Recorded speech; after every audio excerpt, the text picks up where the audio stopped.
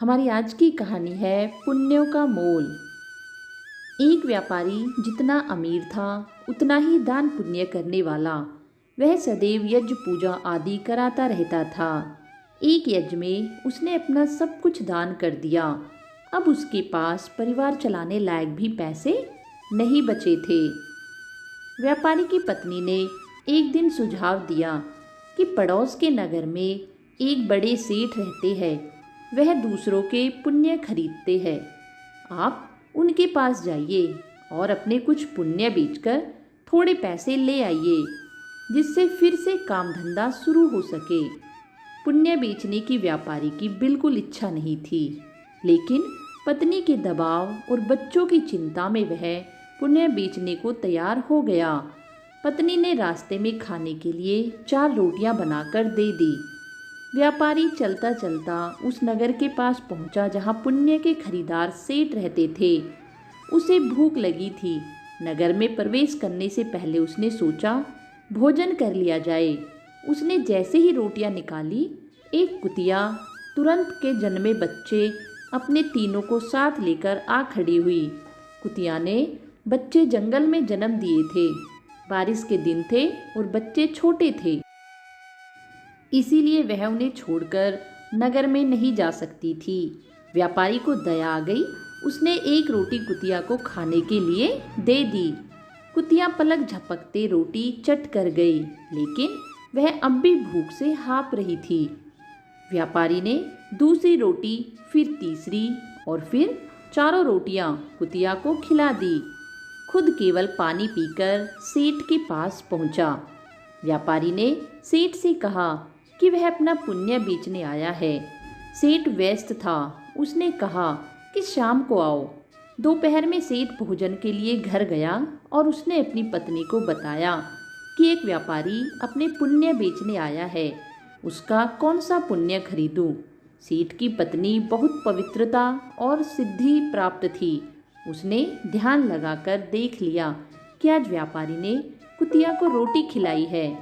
उसने अपने पति से कहा कि उसका आज का पुण्य खरीदना, जो उसने एक जानवर को रोटी खिलाकर कमाया है, वह उसका अब तक का सर्वश्रेष्ठ पुण्य है।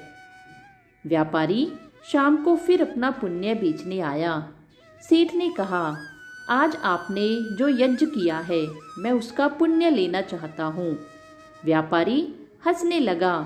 उसने कहा कि अगर मेरे पास यज्ञ के लिए पैसे होते तो क्या मैं आपके पास पुण्य बेचने आता? सेठ ने कहा कि आज आपने किसी भूखे जानवर को भोजन कराकर उसके और उसके बच्चे के प्राणों की रक्षा की है। मुझे वही पुण्य चाहिए। व्यापारी वह पुण्य बेचने को तैयार हुआ। सेठ ने कहा कि उस पुण्य के बदले वह व्यापारी को 4 रोटियों के वजन के बराबर हीरे मोती देगा। 4 रोटियां बनाई गई और उसे तराजू के एक पलड़े में रखा गया। दूसरे पलड़े में सेठ ने एक पोटली में भरकर हीरे जवाहरात रखे। पलड़ा हिला तक नहीं। फिर दूसरी पोटली मंगाई गई, फिर भी पलड़ा नहीं हिला। कई पोटलियों के रखने पर भी जब पलड़ा नहीं हिला तो व्यापारी ने कहा, सेठ जी, मैंने विचार बदल दिया है। मैं अब पुण्य नहीं बेचना चाहता। व्यापारी खाली हाथ अपने घर की ओर चल पड़ा। उसे डर हुआ कि कहीं घर में घुसते ही पत्नी के साथ कलेश शुरू ना हो जाए। जहां उसने कुतिया को रोटियां डाली थी, वहां से कुछ कंकड़ पत्थर उठाए और थैली में रख लिए। घर पहुंचने पर पत्नी ने पूछा कि पुण्य बेचकर कितने पैसे मिले, तो उसने थैली दिखाई और कहा, इसे भोजन के बाद रात को ही खोलेंगे। इसके बाद गांव में कुछ उधार मांगने के लिए वह चला गया। इधर उसकी पत्नी ने जब से थैली देखी थी उसे सब्र नहीं हो रहा था। पति के जाते ही उसने थैली खोली। उसकी आंखें फटी की फटी रह गई। थैली हीरे जवाहरातों से भरी थी। व्यापारी घर लौटा तो उसकी पत्नी ने पूछा कि पुण्यों का इतना अच्छा मोल किसने दिया? इतने हीरे जवाहरात कहाँ से आए? व्यापारी को अंदेशा हुआ कि पत्नी सारा भेद जानकर ताने तो नहीं मार रही। लेकिन उसके चेहरे की चमक से ऐसा लग नहीं रहा था। व्यापारी ने कहा, दिखाओ कहाँ है हीरे जवाहरात। पत्नी ने लाकर पोटली उसके सामने उलट दी।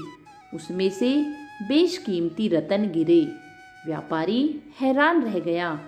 फिर उसने पत्नी को सारी बात बता दी। पत्नी को पछतावा हुआ कि उसने अपने पति को विपत्ति में पुण्य बेचने को विवश किया। अब दोनों ने तय किया कि वह इसमें से कुछ अंश निकालकर व्यापार शुरू करेंगे। व्यापार से प्राप्त धन को इसमें मिलाकर जन कल्याण में लगा देंगे। ईश्वर आपकी परीक्षा जरूर लेता है।